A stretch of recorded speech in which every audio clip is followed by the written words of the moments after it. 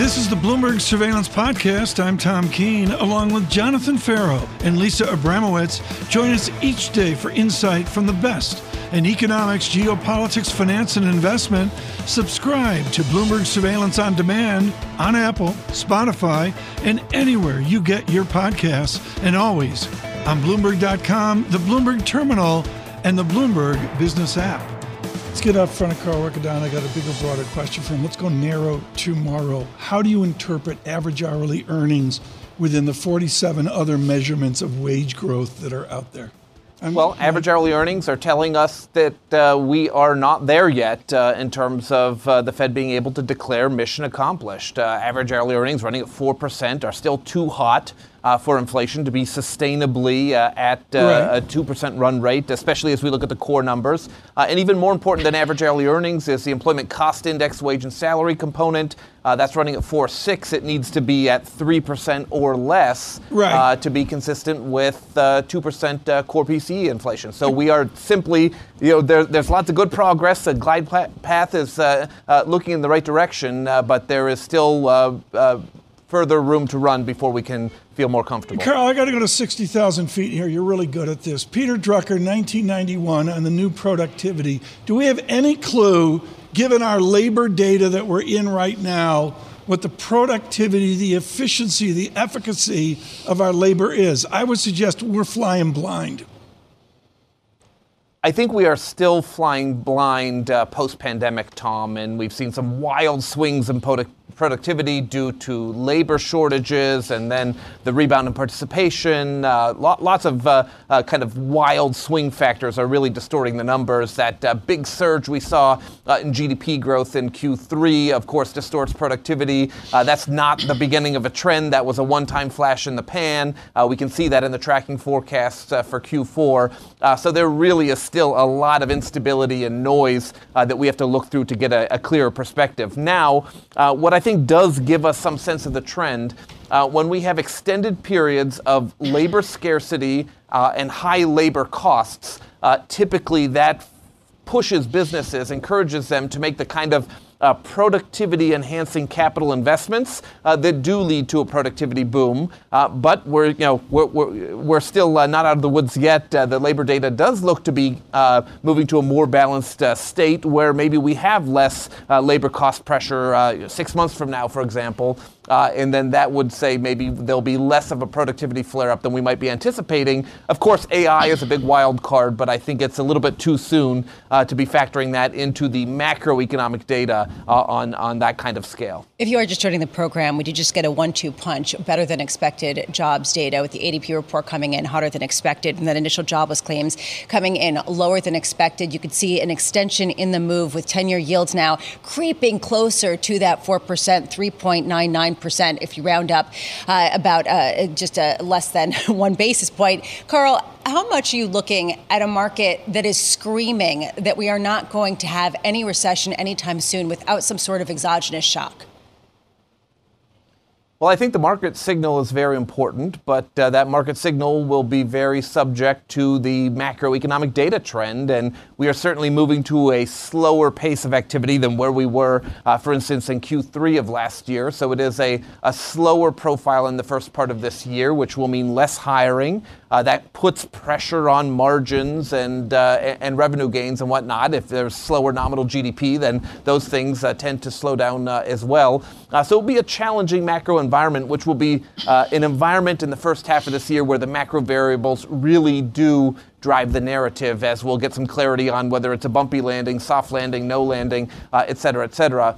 And so I think we do have to, pay very careful attention to that tug of war between what markets are seeing in terms of Fed easing and whatnot, and what the macro data are suggesting. And as we look at the claims numbers, right, this is consistent with what we said ahead of the data, which is it's not layoffs that are cooling the labor market at the moment. It's just a reduced appetite for hiring. You mentioned the market signal, Carl, and I think that really follows nicely onto what we saw yesterday in the meeting minutes. JP Powell kind of dismissed this idea of financial conditions in the December FOMC meeting. And then he inserted that back in, or somebody did, in the meeting minutes, where suddenly they're worried about this easing in financial conditions. Do you think that basically the implied rate cuts that we have seen priced into the market through the end of last year have made it more difficult to really achieve that price stability in a way that we see with ongoing labor market strength?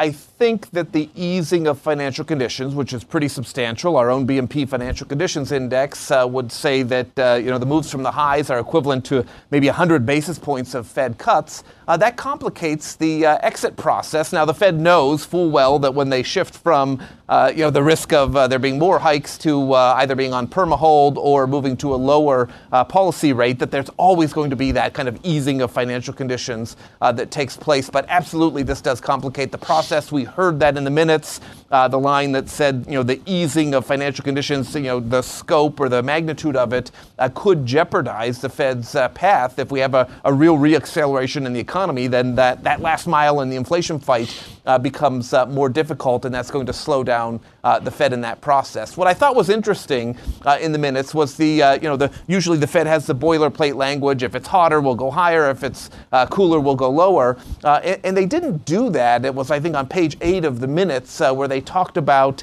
kind of maybe empty or somewhat empty rhetoric about saying that, there's a possibility of more hikes. Then they went on to say there's a possibility that we could take longer to pivot towards cuts.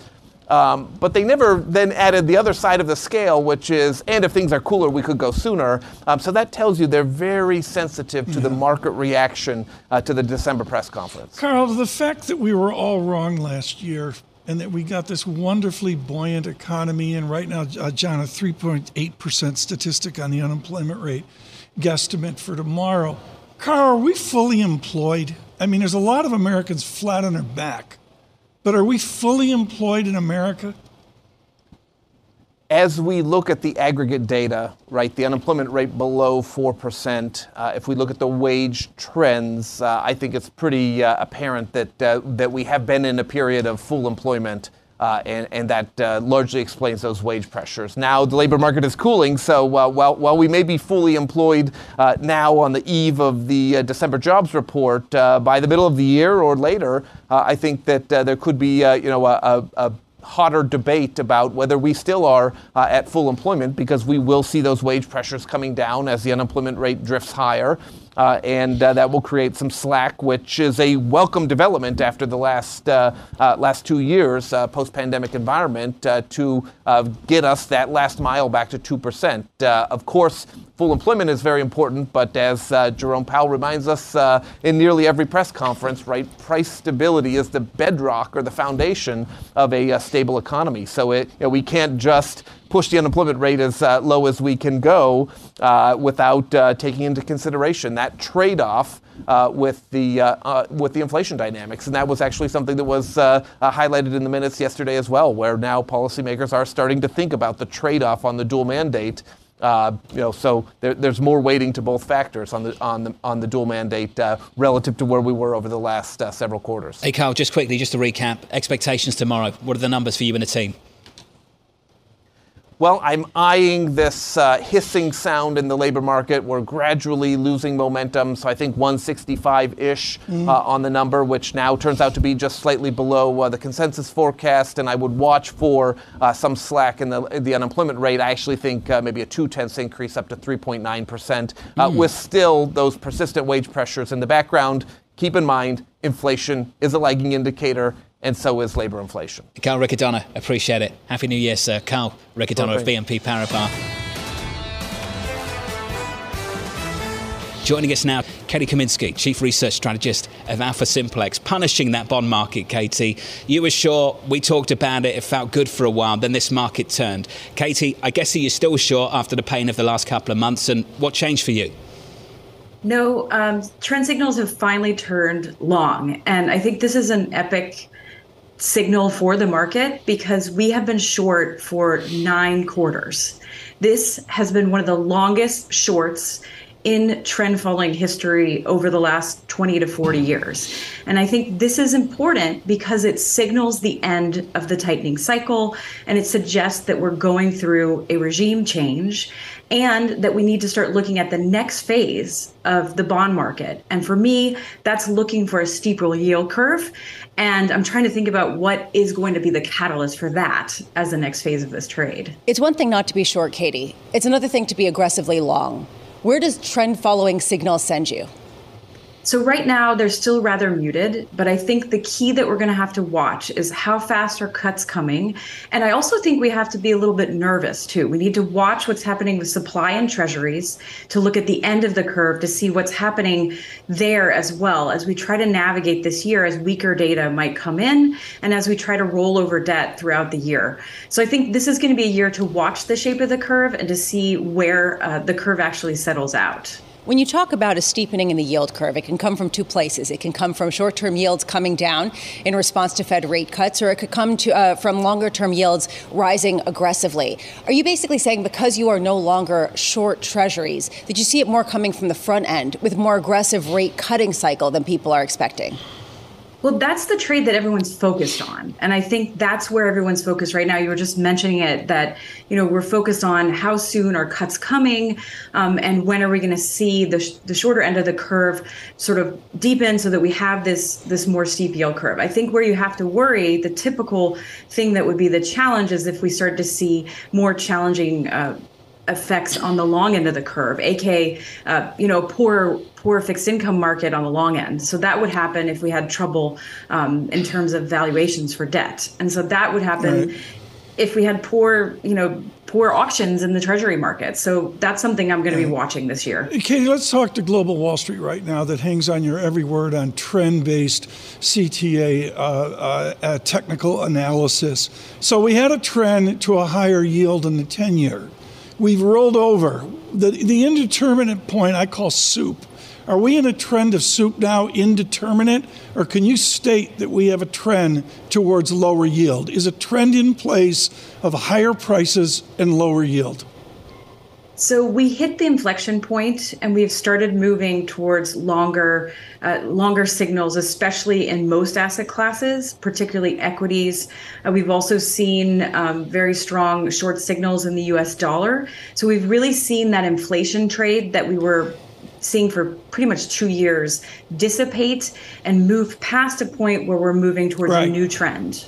You sound like Louise Yamada there talking about dissipation. What will it take to get trend in place where there's a permanence to weak dollar, a permanence to lower yield? I think rate cuts, as expected, would definitely continue that trend strongly. Of course, not as weak data if we continue to see this sort of soft landing be a possibility. And I think that is going to be in question, of course, because my general view this year is that we're going to see a lot of variation in outcomes. I want to point out one key fact. Bond volatility still remains elevated and bond stock correlation still remains positive. Those are two technical factors that are very different than the classic regime. So we need to navigate those first before we can figure out sort of have we moved to sort of back to where we were or are we moving somewhere else? Hey, Katy, let's finish there. We caught up with someone just yesterday from JP Morgan. Lisa mentioned them, Phil Camporelli. He talked about 60-40 being back and that 40 would enable you to play defense. Is there any reason to believe that it is back? Are you seeing anything that suggests that correlation is going back to what some people might call slightly more intuitive? I think everyone wants that, but I think the worry is what I just said. We're seeing very different asset class relationships. So we need to watch inflation and watch for how inflation behaves because inflation changes the nature of asset class relationships. If we should see inflation have upside risk potential, we will see more challenge to that 60-40 narrative. If, in fact, we can keep inflation under control, I agree. The 60-40 is a good place to be. But so watching inflation and keeping that in check, and that's why the Fed is probably being more conservative and being careful because they want to make sure that's the case. Katy, appreciate the update. Happy New Year. It's good to catch up. Katy Kaminski of AlphaSimplex.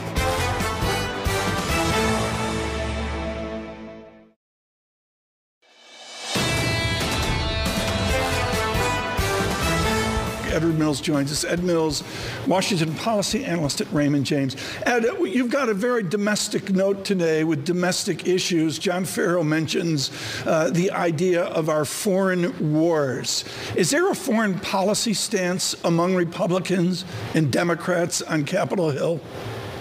Tom, they're trying to find that, and I think that they do wrap it from a domestic agenda. What we're looking at for a January agenda is not just funding the United States government, but it's the national security issues. And so you have the supplemental looming in the background for Israel, for Ukraine, for Taiwan. But Republicans are saying if we're talking about national security, we also have to talk about the border. So that's why Republicans were at the southern border yesterday, pushing for those border protections.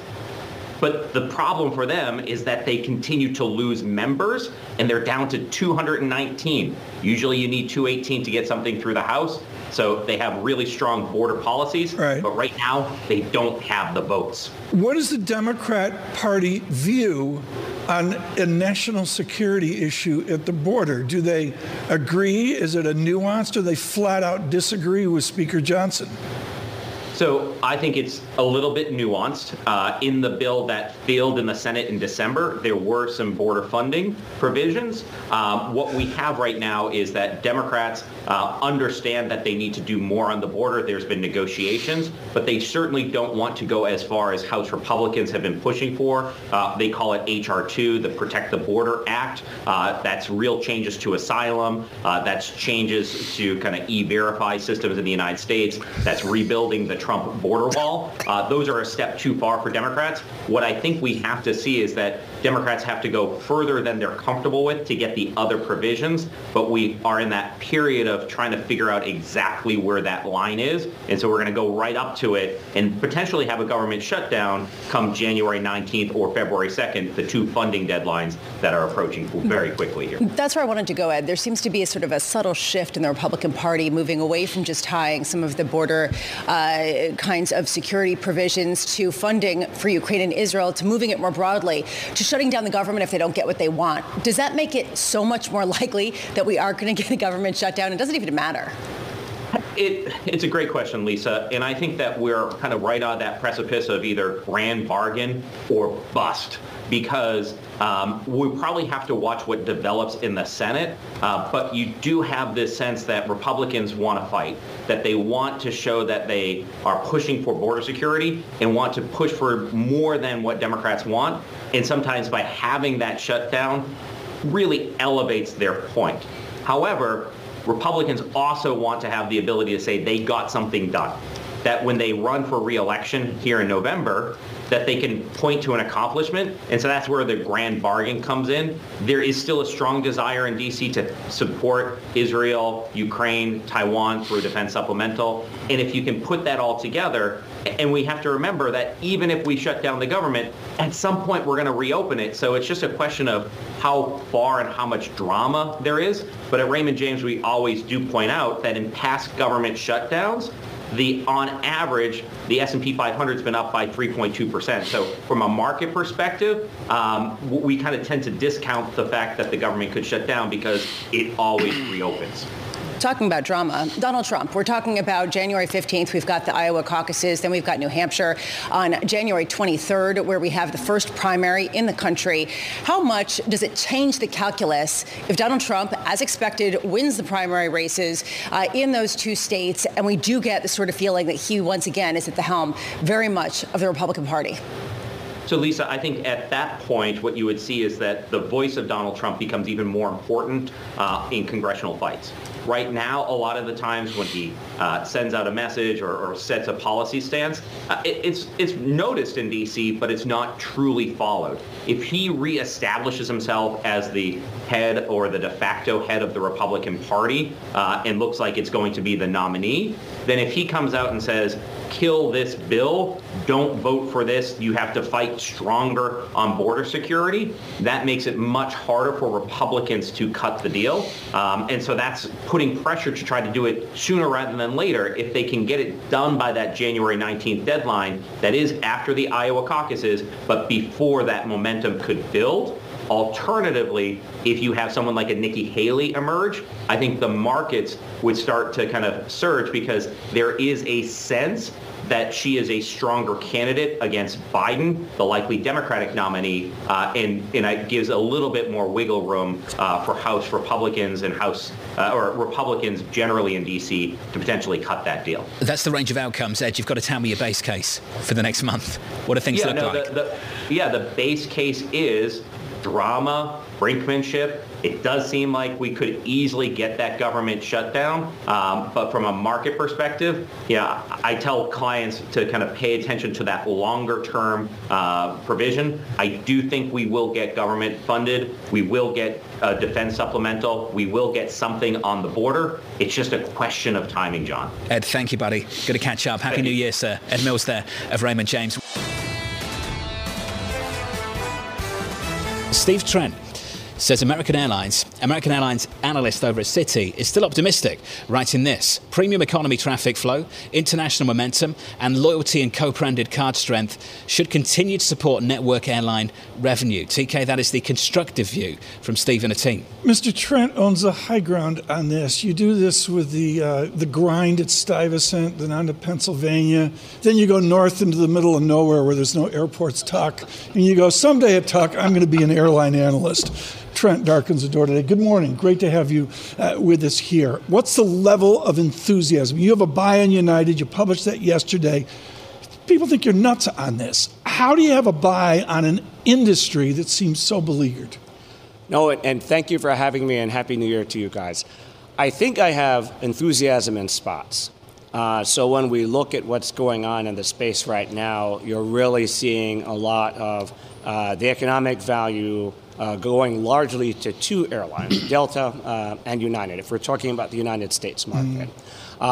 You can actually extend this thesis to, let's say, Air Canada north of the border, and let's say further down south, Panama's Copa Airlines, where international long haul is doing well. The network airlines have adapted very well to what I would characterize as the new normal. We have most consumers only in the office 3 days a week. That has resulted in a blended travel, let's say, with very good demand indicators for premium economy. Basic economy is a different story. Pure domestic is also a different story. Okay, you and I were weaned on this, and the answer is Robert Crandall changed the business years ago at American Airlines. He sat there and said, we're doing price discrimination and that. What our audience knows is tickets are cheaper now than they were a year ago, 2 years ago. How do you have a buy on the stocks if they're giving away seats again? So I think there are pieces of the space where we're not optimistic.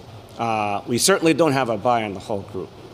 We're far less sanguine on those domestic-oriented carriers.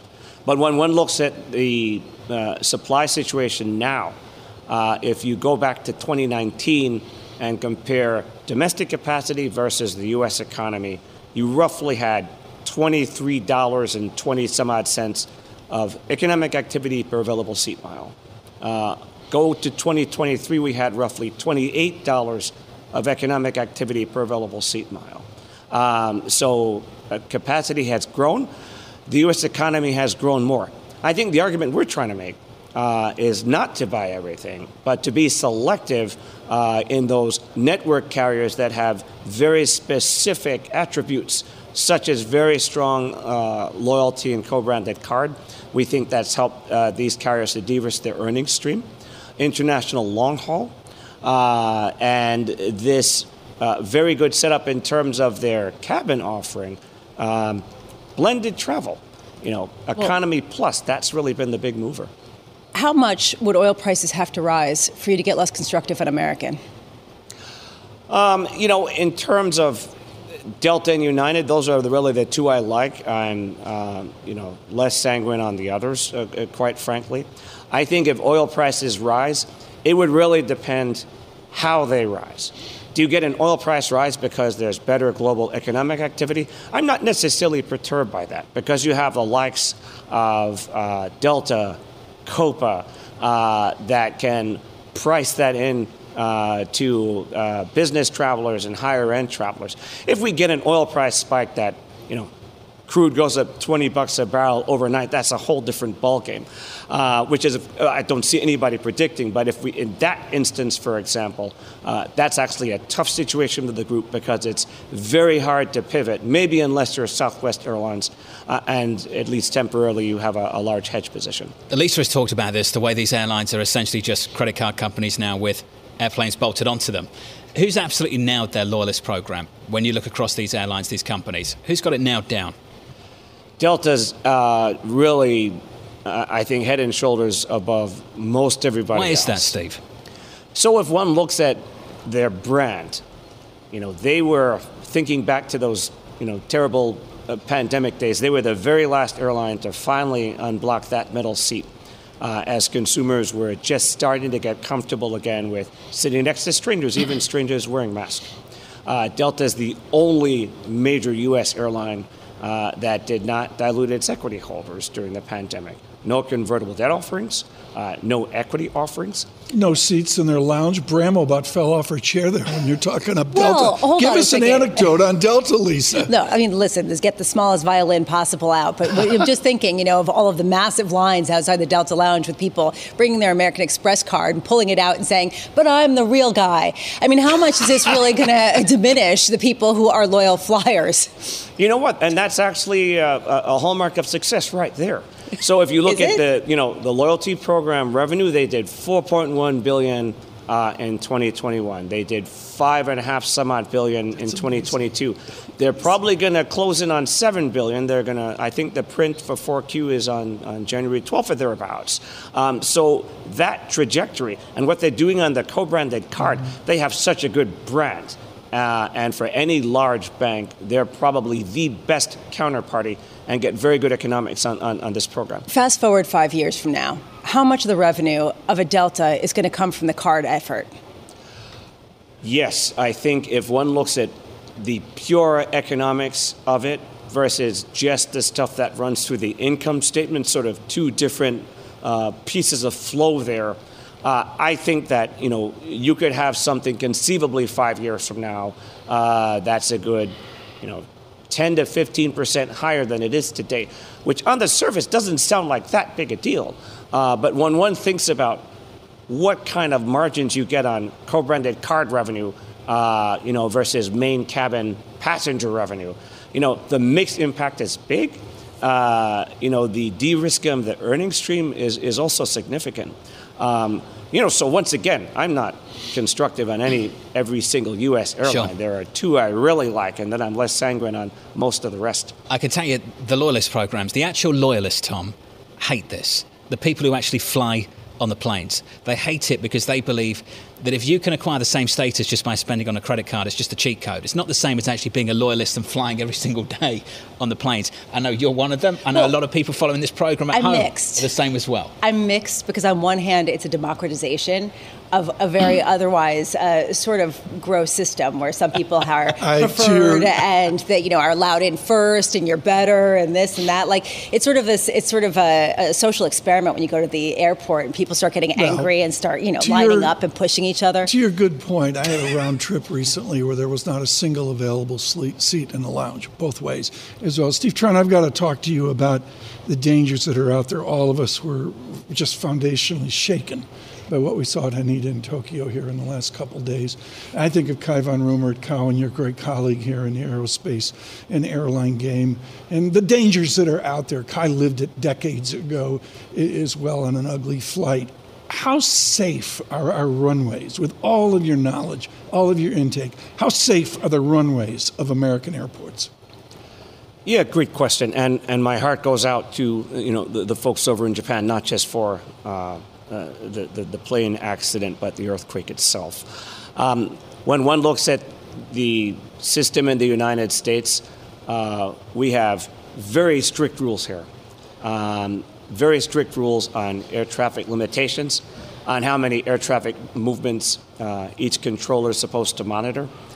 So I don't have big concerns about the safety. There are definitely bottlenecks out there in terms of the supply of air traffic controllers. And there are arguments that, U.S. air traffic system to some extent is antiquated. That being said, how have officials responded to it? They have forced the industry to reduce air traffic movements in some places. So I think that's unfortunate for the consumer on some levels, but I'm happy to see them doing that in terms of, safety first. Yeah. Steve, this was great to catch up. Thank you, sir. It's good to see you. Happy New Year. You Steve too. Trent there of Citi.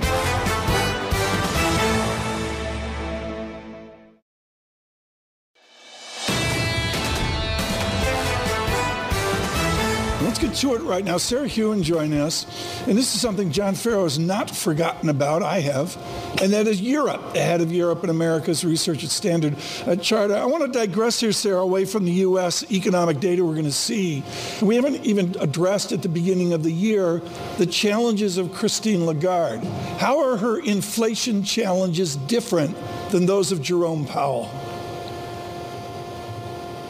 Sure that there are too many differences in terms of the challenges, because in both cases you have a strong labour market, and the question is, is the Fed, the ECB, are they taking a different approach to those strong labour markets? We had a very, very clear message from Christine Lagarde at the last ECB meeting that domestic inflation pressures were the concern, that full employment and ongoing labour market pressures were a concern, and that's why the ECB is cautious, why they're not talking about rate cuts. The Fed's view seems to be, we're getting a soft landing, inflation is coming down, we're not too concerned about labour market strength. But I would note what happens to wage growth tomorrow.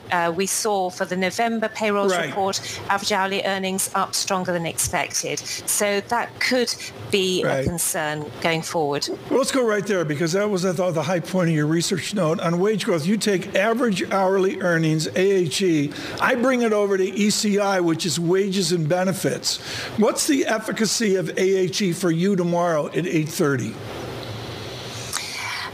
I think that, we are expecting a slowdown, to be fair. We think that we'll see softer monthly growth, but that's against a backdrop of last time around higher year-on-year, higher monthly, higher on a 3-month and 6-month annualized, all the sorts of measures that the Fed likes to look at. And the reason why I think it is still very much worth taking account of what's going on there is because the disinflationary forces that have weighed on inflation to date, goods inflation, imported inflation, commodity prices, we're starting to see those reverse now. We're seeing a pickup in commodity prices. Obviously, geopolitical factors are behind that. Higher freight costs, a real jump in freight costs when we've got used to seeing them really flatlining over the past year or so.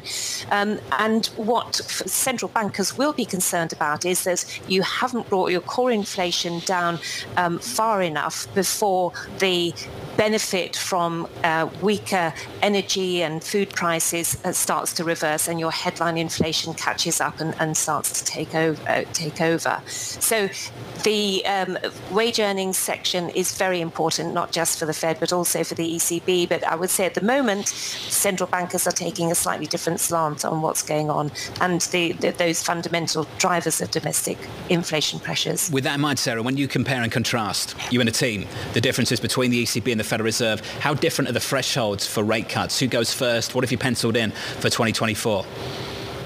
Well, we do have the ECB going first. We think that they'll cut by the second quarter. They're shrugging aside weakness in the economy, but we think that that is going to become more of a factor.